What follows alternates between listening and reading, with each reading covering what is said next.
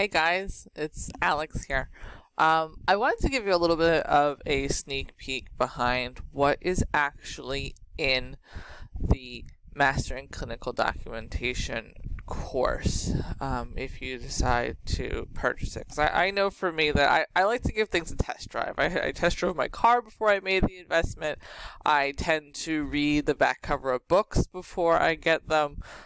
Even with coaching services, I kind of absorb a lot of their free content first before I invest in signing up with somebody. So it's only fair that I kind of do the same for you.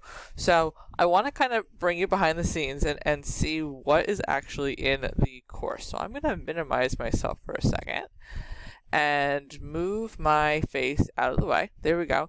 And so once you log in, right, you'll get a specific username and password that you can log into your course that you will have access to forever.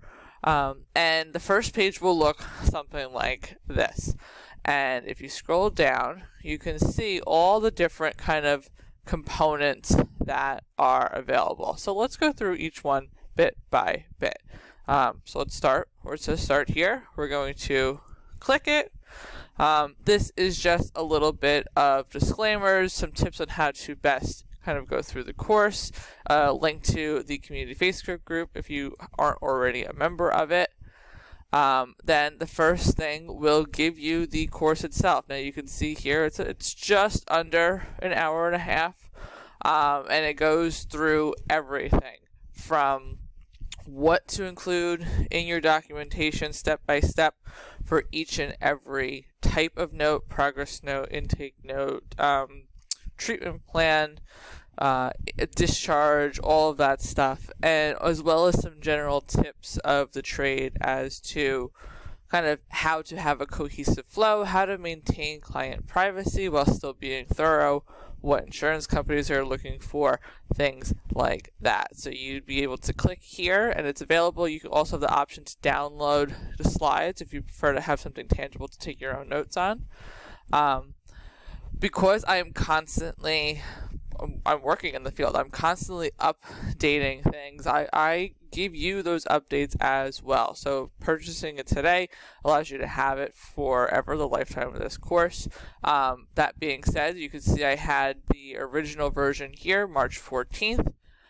So the first one you saw is the most up-to-date one, but I do keep the video archives here because I hate having a course where I know exactly where something is, and I want to go back and record it and check it out, but then they update it and I can't find the heck where it is again. So I want to make sure that you have this.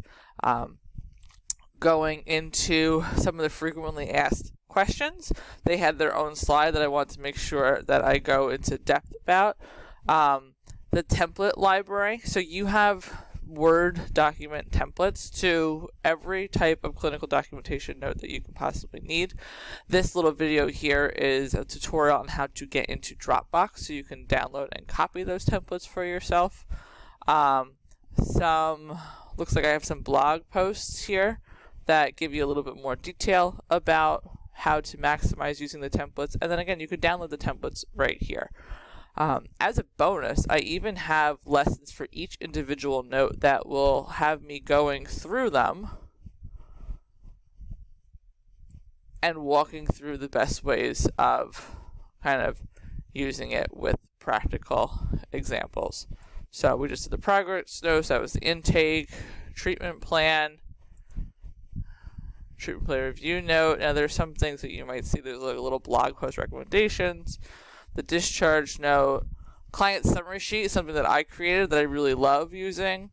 Letter templates, so I have multiple different types. 3 discharge letter templates, 4 excessive absence letter templates, 1 request for medical records, peer-to-peer specifically, 2 insurance requests for services if you need to request authorization from an insurance panel, as well as a patient letter notifying them that insurance has denied. Again, it's meant to help shortcut your practice needs. These are the letters that I use most frequently in my own practice, so I want to make sure that I give those to you. And any other letters that I write frequently, I'll be sure to include them here. Phone record, if you're having a phone or an email correspondence, making sure that you have access to that. Different products that I recommend that have been helpful for me. And then I always like to have kind of testimonials and feedback. So if there's something that's working or not working, I want to know. So please feel free to use that as well. I hope this gives you a better understanding about what you can expect behind the scenes of the course.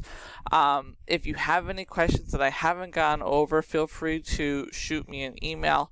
But yeah, I want to give you a sneak peek, and I hope this gives you a bit clearer idea of what you would be investing in.